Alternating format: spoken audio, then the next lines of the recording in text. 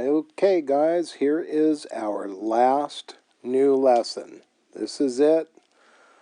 There are two things that I know are on the AP Calc Summer Packet that I did not get to, but they are not going to be on your test at the end here. So, I'm just going to tell you, one of the topics I did not get to is called piecewise defined functions. And they are graphs. You did them in Algebra 1, and they are easy to do. If you Google it, you will find an example on Khan Academy or mathisfun.com. You'll find something to help you through that. The other thing I did not talk to you guys about is odd and even functions. We talked about being odd degree. We talked about being even degree. But even an odd degree is not the same as an odd function or an even function. Odd function is a definition, so is even. Once again, if you Google that or look it up on Math is Fun, you will find they're easy. These are things I know you can do on your own without too much trouble. So, I am not going to put them on your test. So this is our last new lesson. Our last new lesson is on your final test. So let's take a look at what it's going to be like. So, this guy right here, I'm going to start off with this example that says cosine 2x equals 0. And you might say to yourself, well, we just did that. That was in section 6.2. Well, in section 6.3 here, we're going to look at it in another way. Now, don't get me wrong. If I wanted to, I could say, hey, you know what? I could rewrite this function using my double angle formula. And I have different ones to choose from. I just picked on this one. I could do it this way. I could then move the 1. I could divide by 2. I could get it to look like this. Then I could root, because I love me some cheerleading, which would give me plus or minus 1 over rad 2 for cosine x. This is not wrong. All this stuff we did in the last one. Then we already have bow ties, hopefully, but if not, I can draw it real quick. And I could say, hey, when is cosine x going to give me a positive 1 over rad 2? And I did not rationalize this because if I wanted to draw a reference triangle in quadrant 1, I would say, oh, that's 1 over rad 2. And I would then say, hey, this angle they're talking about, that's got to be a pi over 4 angle. And then similarly, we go around the outside here. I'm just going to do the bow tie quick here. And I could get this angle and this angle. I could even go all the way down, get this angle out of there. And this is my negative 1. There's the rad 2. There's the rad. But what I'm trying to get at is we did this in the last lesson.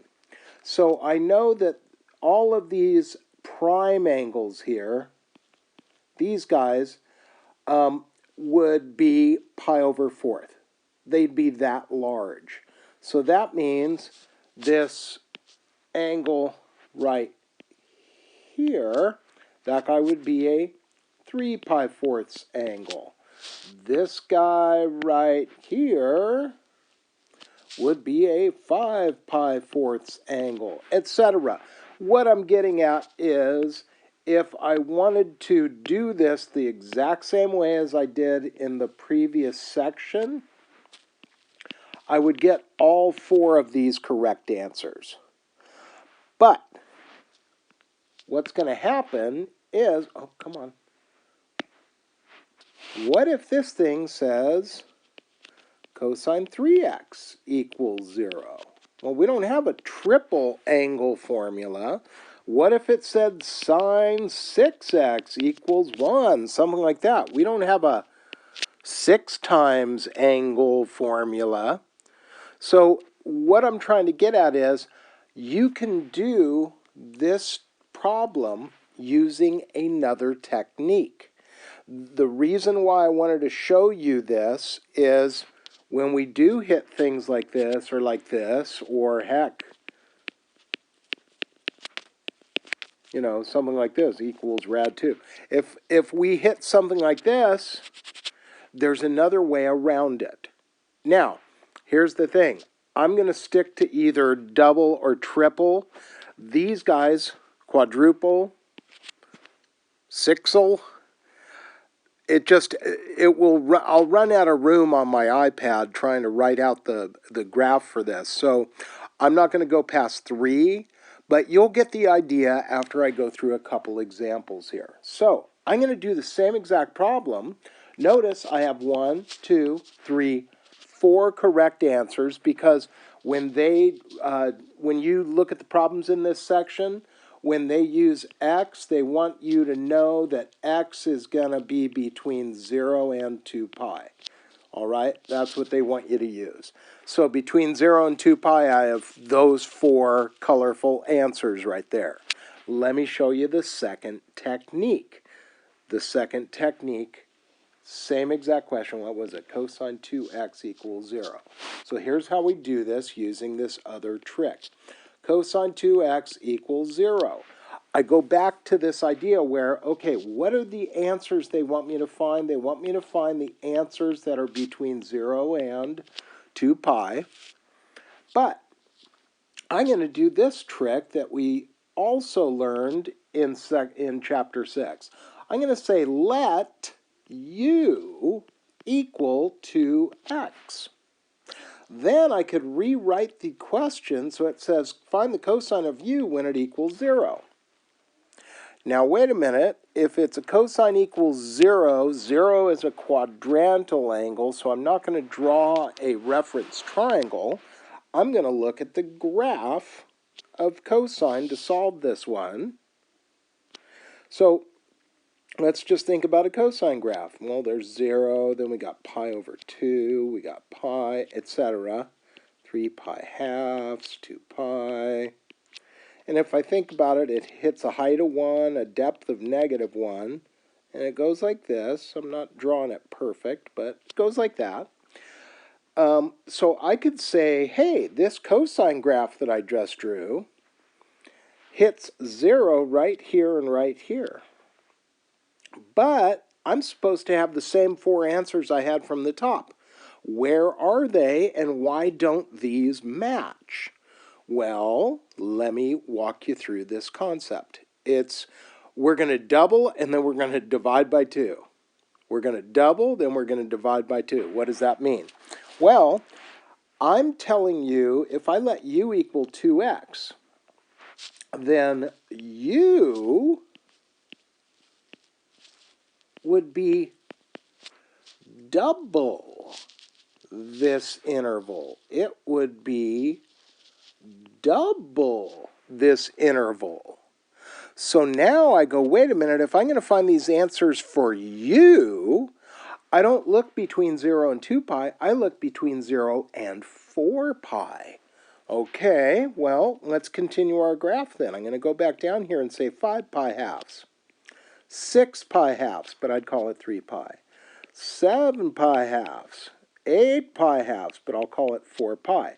And what would happen is my graph would still continue. Remember, we can draw one of these graphs for as many periods as we want. So let's see then. Between 0 and 4 pi, I would have these other 2 answers. So what I'm trying to say is, if I solve this question with respect to u, I get these 4 answers. And don't worry, I'm almost there. I get these 4 answers.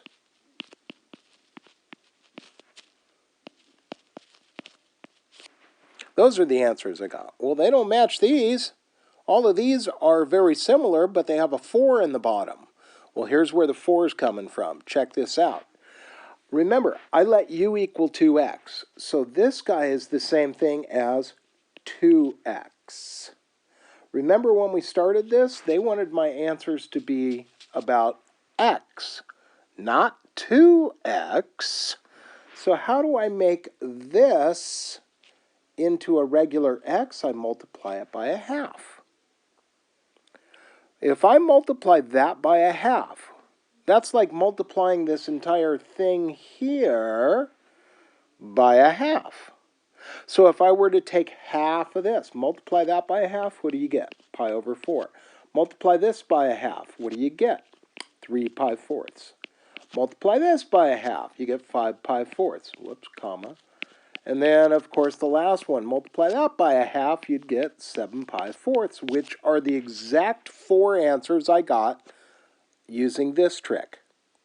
Now, you might say, well, I like the first trick. I'm really happy with the first trick. And in the book, I think they say method 1.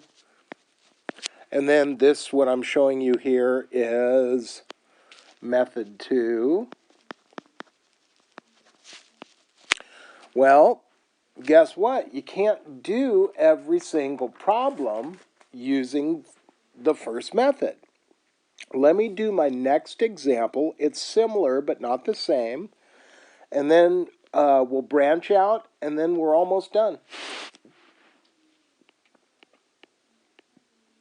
I'm going to make up this question, where it says cosine 3x equals -1. I do not have a triple angle formula, but it is an equation, and I can solve it.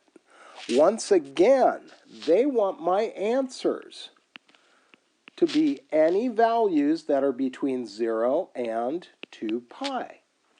But I'm going to say, wait a minute, I'm going to let u equal 3x.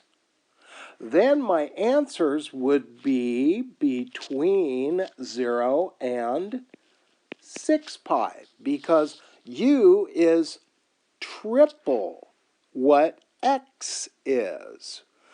So when I look at this one, I'm going to say, what do they want me to do now? Well, I'm going to graph cosine of u equals -1. So let's graph cosine u. But this time, I'm going to start here at 0. I'm going to go, that's pi over 2. I'm just going to mark this off, my increments, right? 2 pi, then I go 5 pi halves. I'm just working it down the line. 3 pi, 7 pi halves, 4 pi. But since it's triple, I got to keep going. 9 pi halves, 5 pi, 11 pi halves. And then I wouldn't call it 12 pi halves. I'd call it 6 pi. That's where this graph is going to end with respect to u. It gets a high of 1, it gets a low of -1, and if it's a cosine graph, it's going to start above the line, then go below the line. And I'm going to keep graphing this. Oh my gosh. A little sloppy on the end there. Okay, that graph is the graph of cosine u. I'm looking for wherever it equals -1, and that would be right here. That would be right here. That would be right here. There are 3 locations where this graph is going to hit a depth of -1. It hits that depth at pi. It also hits that depth at 3 pi. And it hits that depth at 5 pi. But remember, these answers are what u would equal to make that a true statement. But remember, they want to know what x would have to equal. So instead of using the u, let's go back to x. And I'm going to write this one out a little more formal so you see the process. So it says u equals pi, 3 pi, and 5 pi. That's the same as saying 3x equals pi, 3 pi, 5 pi. That's the same thing. Remember, in the beginning, I let u equal 3x. But I got to solve the problem for regular old x equals. So I'm going to take this part right here, because it's most visible. It's the easiest to see. If I multiply this whole statement by 1/3, everybody gets 1/3, I'll get x equals pi over 3. Then 3 pi thirds would just be pi. 5 pi times 1/3 would be 5 pi thirds. And do you see how those three angle measurements, those three guys, fit between 0 and 2 pi, which is what they originally wanted me to find. All the answers that are x between 0 and 2 pi, I have found them. Now, it's kind of a weird concept because you start by multiplying your interval by 3, and then at the end you divide by 3. Multiplying by 1/3 would be divide by 3. Let's go back to this one here. They wanted me to look originally between 0 and 2 pi. But I had to double the interval, and then when I got to the end, I had to divide by that same thing to get it out. Or multiply by a half, same as divide by 2. So, every single time we see a cosine 2x, sine 2x, sine 3x, cosine 4x, whatever, we can use this trick. And I have to go through another example because I want to make sure that you guys know that it's not always drawing a graph of cosine or always drawing a graph of sine or whatever. Sometimes we have to draw a reference triangle to get our stuff done. So, I am going to do 2 more examples. You know what though? This video is already up to 16 minutes or so. So I am going to put the last 2 examples on a new video. So this is almost your last video, I guess. Sorry about that. Didn't want to get your hopes up. We got one more because I don't want to make it too long. It makes it too hard to upload. All right, guys. So that's where we left off, drawing cosine graphs or sine graphs or that kind of stuff, right? Let's do the last 2 on the last video, and then I'll also tell you which problems I want you to do in the book. Okay, bye-bye.